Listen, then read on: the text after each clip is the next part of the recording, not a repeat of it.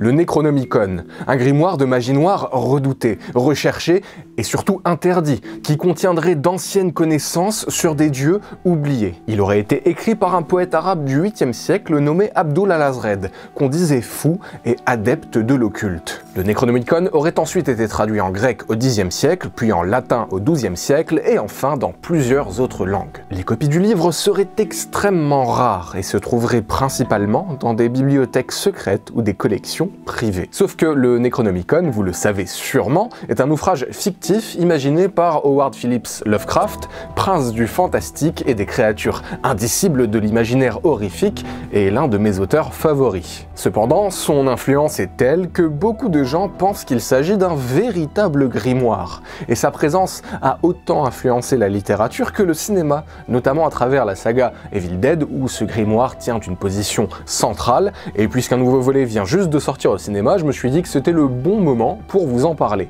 Retraçons ensemble l'histoire du Necronomicon, de ses origines jusqu'à aujourd'hui. L'écrivain américain H.P. Lovecraft invente le Necronomicon qui apparaît pour la première fois dans sa nouvelle écrite en 1922 et parue en 1924, le Moloss. Dans l'univers Lovecraftien, le Necronomicon est un livre ancien, écrit par Abdul al-Azred, un poète arabe fictif surnommé le Fou. Ce poète fictif apparaît pour la première fois dans la nouvelle La Cité sans nom, parue en 1921. La nouvelle suit un explorateur qui découvre des ruines enfouies au milieu d'un désert et il voit alors des fresques qui montrent l'attaque de la ville par des créatures. La nouvelle conclut que Abdul al-Azred avait rêvé de cette attaque avant qu'elle n'arrive. Il est donc directement caractérisé comme un genre de prophète occultiste aux capacités surnaturelles. Le contenu de son Necronomicon n'a jamais été clairement détaillé par Lovecraft, mais à travers les bribes d'informations qu'on a, on imagine qu'il contient des connaissances interdites sur la magie, sur des créatures et sur les entités cosmiques appelées Grands Anciens et les rituels pour les invoquer. Les Grands Anciens, ce sont des entités cosmiques à la puissance si inimaginable qu'ils sont vénérés et craints comme des dieux dans l'univers de Lovecraft.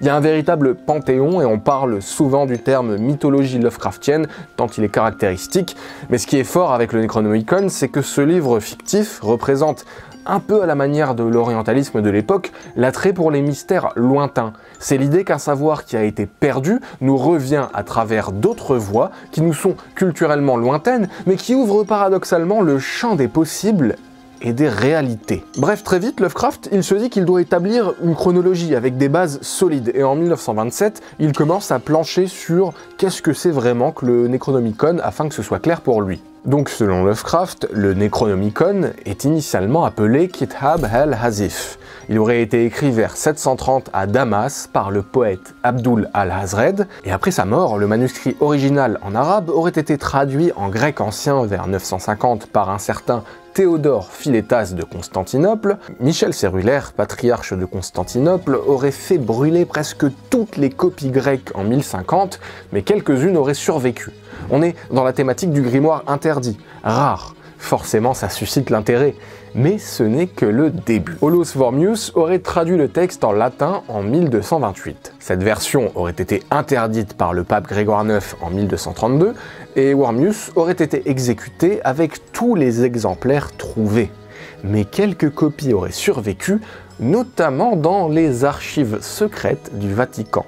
Le dernier exemplaire de l'édition italienne du XVIe siècle aurait été brûlé lors des procès de Salem en 1692. La base est donc très solide puisque même l'histoire fictive du Necronomicon en fait une légende urbaine très recherchée, qui s'inspire de faits réels et qui parlerait d'un contenu sulfureux et peut-être connu que par une poignée de maîtres qui ne le révéleraient qu'à quelques initiés. Pour vous la faire courte, Lovecraft fait plusieurs références au Necronomicon dans ses écrits, et on comprend que c'est un peu, selon moi en tout cas, le livre saint de l'univers de Lovecraft. Il évoque une cosmogonie, un panthéon des dieux, et contiendrait la réponse à tous les mystères du monde. C'est le livre parfait, qui contiendrait la connaissance absolue, d'où le fait qu'il soit tant recherché et mentionné dans ses nouvelles et qu'il ait autant d'adeptes. Le Necronomicon aurait pu créer une véritable religion fictive dans son univers.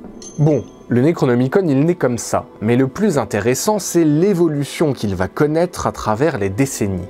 On a un objet culturel qui a su se créer une véritable place entre fiction et réalité, et sous des supports différents. Je trouve ça assez rare, surtout pour quelque chose d'à la base aussi obscur, sans mauvais jeu de mots. J'entends par là que d'ailleurs, même si Lovecraft est devenu assez mainstream, on va dire, dans l'imaginaire horrifique, ce n'est qu'une partie de ses écrits, l'espèce d'horreur indicible, alors que Lovecraft a également beaucoup écrit sur l'onirisme, sur le rêve. D'ailleurs, je vous recommande mon recueil préféré, Les Contrées du rêve, qui est absolument magnifique, et ma nouvelle préférée de Lovecraft, La Quête d'Iranon. Voilà pourquoi je dis que c'est assez obscur, mais c'est formidable justement que ce Necronomicon ait pu vraiment se faire une place aussi populaire. Et donc par la suite, Lovecraft, ses amis et les auteurs qui s'en inspirent vont enrichir le mythe du Necronomicon. Ça contribue à accentuer le flou autour du Necronomicon, parce qu'on a l'impression que les informations et inspirations autour de ce livre sont vraies, parce qu'elles proviennent de différentes sources, sauf que toutes ces sources sont fictives. Après la mort de Lovecraft, on a Auguste Delrès, qui va beaucoup contribuer à entretenir le mythe de Cthulhu, et notamment celui du Necronomicon. Il est d'ailleurs souvent considéré comme la figure principale ayant repris l'œuvre de Lovecraft, même s'il y a des critiques sur sa vision manichéenne, parce que chrétienne, qui transparaît dans ses écrits, par rapport justement au nihilisme athée de Lovecraft et son panthéon de créatures cosmiques malfaisantes. En tout cas, pour créer le mythe autour de son Necronomicon, Lovecraft puise dans de nombreuses inspirations réelles. On en connaît une partie grâce à ses correspondances ou encore ses notes. Vous savez, connaître les lectures et inspirations de personnes dont vous appréciez le travail, pour moi c'est un peu comme plonger dans leur esprit. Dans ses références principales, Lovecraft a donc l'article Magie de l'Encyclopædia Britannica, mentionné dans une lettre adressée à son ami Clark Ashton Smith en octobre 1925 et qui lui sert de base. Il s'inspire ensuite des Mille et une nuits comme point de départ pour la figure du nécromancien médiéval et de l'invocation d'esprit, puis ensuite de Vathek, un roman gothique écrit en 1786 par William Thomas Beckford, qu'il avait beaucoup lu lorsqu'il habitait chez son grand-père, et dans lequel il récupère le nom du bruit fait par les djinns dans le roman, Al-Hazif, comme le nom d'origine de son Necronomicon, Kitab al-Hazif. Et on sait aussi qu'il avait une certaine culture de l'occultisme, puisque Lovecraft a lu le Rameau d'or de James George Frazer. Il est également lié à Eliphas Lévi, qui est cité dans une lettre à Willis Conover en 1936. On peut donc imaginer que l'influence de l'occultisme occidental du 19e siècle, encore très populaire au 20e siècle, a pu l'inspirer à la fois pour son Necronomicon, mais également pour sa représentation plus générale de la magie. Et ce ne sont que quelques-unes de ses inspirations, mais ce qui me fascine, c'est que Lovecraft n'a jamais publié de Necronomicon. Pourtant, ça ne l'empêche pas d'exister à travers les références qui lui sont faites dans l'univers de l'auteur, et puis surtout, le Necronomicon est entouré de légendes urbaines assez incroyables. Certaines personnes pensent que Lovecraft aurait consulté un exemplaire réel du Necronomicon et en aurait été traumatisé. D'autres croient qu'il aurait hérité d'un savoir secret de son père, lié à une loge de franc-maçonnerie égyptienne. Cette rumeur vient du fait que le grand-père de Lovecraft a été franc-maçon, mais son père, de ce qu'on sait en tout cas, ne l'a jamais été, le malheureux ayant passé une grande partie de sa vie interné des suites de ses souffrances psychiques. Et de ce que l'on sait, Lovecraft n'a jamais été très proche de son père. Et puis, il y a les rumeurs qui disent que le véritable Necronomicon a été dissimulé par ses adversaires ou bien ses adorateurs pour cacher sa puissance supposée. Et puis on le rattache aussi parfois à des grandes figures de l'occultisme comme Aleister Crowley par exemple. Toutes ces légendes autour du Necronomicon renforcent sa figure, mais ce sont les apparitions de fausses éditions du Necronomicon publiées au XXe siècle qui renforcent encore plus l'aura autour de ce livre fictif. Et il y a une édition particulière du Necronomicon, que vous possédez peut-être, qui va semer le trouble entre la fiction et la réalité, le Necronomicon de Simon, 1996 aux États-Unis. Sur le banc des accusés, un certain Rod Ferrell. Il s'autoproclame chef d'un clan de vampires et se fait appeler Vesago. Gourou charismatique, il mène ses 5 autres membres chez les parents de l'un d'eux, Heather Wendorf, pour les assassiner. En février 1996, Rod Ferrell est reconnu coupable à l'âge de 17 ans pour un double meurtre et condamné à la prison à vie. Le détail curieux, c'est qu'après son arrestation, une copie du Necronomicon de Simon est découverte dans la voiture de Ferrell, et ce livre est utilisé dans le procès de Ferrell pour justifier que son meurtre est de nature dite satanique, aux États-Unis, c'est un vaste sujet auquel j'ai déjà consacré une vidéo par le passé. Mais cette découverte relance alors les rumeurs autour du Necronomicon. Surtout, c'est quoi ce Necronomicon attribué à Simon, l'édition la plus populaire aujourd'hui? Le Necronomicon Simon est une version du Necronomicon publié en 1977 et attribué à un auteur assez mystérieux nommé Simon. Cette version du Necronomicon prétend être une traduction en anglais d'un texte sumérien ancien, comprenant des invocations, des rituels et des connaissances interdites. En fait, cette édition se présente comme un mélange de textes sumériens et babyloniens recontextualisés avec des références aux divinités fictives de Lovecraft et au système magique orientaliste d'Aleister Crowley. Et il se présente comme un véritable grimoire. Il mêle des éléments culturels réels et d'autres complètement fictifs repris de Lovecraft. Certains lecteurs et occultistes l'ont pris très au sérieux, l'intégrant dans leurs propres croyances et pratiques magiques parce qu'il se base en partie sur des connaissances culturelles réelles piochées à droite à gauche. Ce qui est paradoxal, c'est qu'il a contribué à la popularité et à la diffusion de la mythologie Lovecraftienne alors qu'il s'agit d'un faux, et que le Necronomicon de Lovecraft n'a encore une fois jamais existé en livre. Par conséquent, son contenu non plus. Pourtant, il y a eu plusieurs tentatives pour raccrocher le Necronomicon de Simon dans le réel, en avançant qu'il découle de très anciens écrits exhumé par Lovecraft et compilé par Simon. Et pour expliquer tout ça, je vous renvoie vers la vidéo que j'avais faite sur les grimoires justement et les révolutions à travers l'histoire, où je dis notamment les choses suivantes. On a pu voir que ça pouvait être des œuvres satiriques faites par des membres du clergé, des espèces d'essais ou de traités analogues autour d'alchimie qui mélangent un petit peu tout, science, religion et magie, voire même des écrits encore plus métaphysiques teintés énormément évidemment de spiritualité. Certains se veulent plus authentiques que d'autres en perpétuant selon eux une tradition primordiale au fil des siècles, alors que certains autres sont bien plus flous sur leurs origines historiques et même sur leurs auteurs. On l'a vu aussi, certains grimoires sont simplement des emprunts à d'autres livres ou à d'autres traités autour de sciences un petit peu plus occultes, un petit peu plus analogues. Quand on s'intéresse à la diffusion du grimoire dans les sociétés occidentales, on se rend compte que l'image qu'on en a est beaucoup fantasmée. Mais je trouve ça cool, cette fascination créée par le Necronomicon, et les rumeurs ont contribué à inventer une véritable mythologie moderne autour de ce livre. L'occulte appelle au mystère. On en revient à l'orientalisme, mais je dirais que c'est plus largement une soif de culture et de connaissance. Dans mon cas, celle qui touche aux faits les plus extraordinaires des croyances du monde. Par exemple, un de mes comptes favoris sur Instagram, il est dédié à la présentation de grimoires magiques très anciens et je trouve ça vraiment fascinant, en plus de pousser à la curiosité pour comprendre comment et pourquoi ces faits se créent et se diffusent. Et après le Necronomicon de Simon, il y a eu d'autres grimoires, mais le représentant le plus actuel du Necronomicon, c'est évidemment...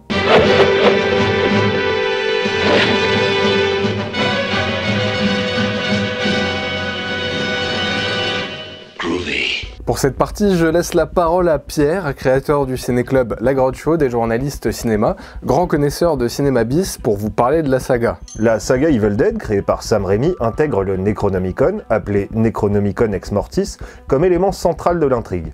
Les films mettent en scène des personnages ordinaires, dont Ash, confrontés à des forces démoniaques invoquées lorsqu'on a le malheur de lire à voix haute certains passages du grimoire.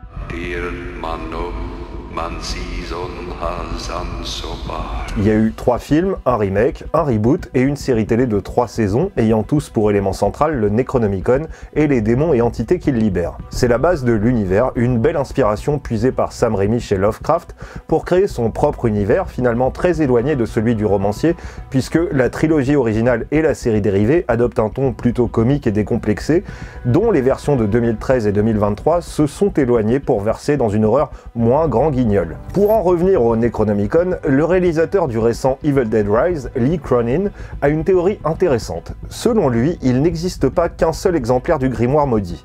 Interrogé par le magazine Empire, il a expliqué que la version du Necronomicon qu'on peut voir dans son film est une édition différente de celle de la trilogie originale, mais qu'elle y est pourtant liée. Sa théorie se base sur une séquence marquante d'Evil Dead 3. Nous avons travaillé sur le Necronomicon pendant 3 mois.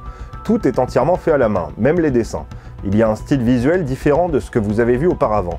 J'ai même apporté de petites touches d'influence celtique et différentes choses pour lui donner beaucoup plus de personnalité. C'est le cousin éloigné des Necronomicon des autres Evil Dead. Lors de l'une des premières réunions que j'ai eues avec Sam Raimi, je lui ai dit « On est d'accord que dans l'Armée des Ténèbres, il y a une scène où on voit 3 Necronomicon. Tu avais le tien dans tes films, Fede Alvarez avait le sien dans son remake, et moi je vais prendre le 3e. » Ça m'a donné une piste pour faire avancer mon projet et aussi pour montrer que nous vivons dans un monde où il y a plus d'un exemplaire du Necronomicon. Ces livres peuvent tous avoir des personnalités légèrement différentes, et le mien n'est pas exactement le même que celui qu'Ash a trouvé dans la cabane. Mais mon Necronomicon y est très étroitement lié et pourrait même être plus dangereux. Désormais, c'est donc officiel. Dans la galaxie Evil Dead, il existerait 3 Necronomicon et chacun aurait des pouvoirs différents. Personnellement, je trouve que le plus redoutable de tous est celui qu'on découvre dans Evil Dead Rise, même si j'ai un faible pour celui de la trilogie originale, ses dessins un peu grossiers et surtout son pouvoir qui va jusqu'à faire voyager Ash à travers le temps. La franchise Evil Dead a eu un impact considérable sur le genre de l'horreur et la culture populaire. Parmi les œuvres inspirées par les films de Sam Raimi, on peut citer le diptyque de romans The Rising et City of the Dead, écrit par Brian Keane, qui donne une idée de ce qui se passerait si le Necronomicon ouvrait une brèche vers les enfers et permettait à des milliards de démons de venir posséder les humains, créant des créatures pires que des zombies, aussi increvables que vicieuses. J'ai grandi avec Evil Dead et cette trilogie a été pour moi l'une des portes d'entrée vers le cinéma d'horreur. Je ne suis pas fan du remake de 2013 que je ne trouve pas mauvais pour autant, mais j'aime beaucoup Evil Dead Rise qui innove en développant cet univers dans une autre direction et pourrait donner lieu à des suites intéressantes. Et puis son Necronomicon est vraiment flippant, ses gravures font penser à l'univers de la saga Hellraiser et il a des dents. Pour pouvoir l'ouvrir, il faut lui donner un peu de son propre sang. À la fois très stylé et terrifiant. Et la saga en elle-même, comme tu le dis, a eu une influence absolument énorme. Par exemple, un super film aussi très Lovecraftien qui s'appelle Cabin in the Woods, la cabane dans les bois, s'inspire évidemment d'Evil Dead, mais également de Lovecraft, pour inventer son propre univers très référencé. Et c'est vrai que l'apparence du Necronomicon est une œuvre d'art à elle seule. D'ailleurs, on remarque bien que c'est encore une fois le cliché du grimoire qui est repris, puisqu'il est plutôt grand, alors que dans la réalité, on avait tout intérêt à dissimuler ce type de grimoire, proscrit par les autorités religieuses à l'époque. Les films ont contribué à populariser davantage le Necronomicon et l'univers Lovecraftien auprès d'un public plus large, et sans Evil Dead, beaucoup ignoreraient son existence. J'espère que cette vidéo vous a plu, n'hésitez pas à la partager, à vous abonner si vous découvrez la chaîne et si vous appréciez le travail. Je vous renvoie vers l'Instagram de Pierre, La Grotte Chaude, ainsi que vers sa chaîne YouTube, La Caverne de Pierre, si son travail vous intéresse. Merci aux abonnés, merci aux membres de la chaîne qui soutiennent le rythme de production. Je vous dis à la semaine prochaine, passez un bon week-end, au revoir. À la prochaine!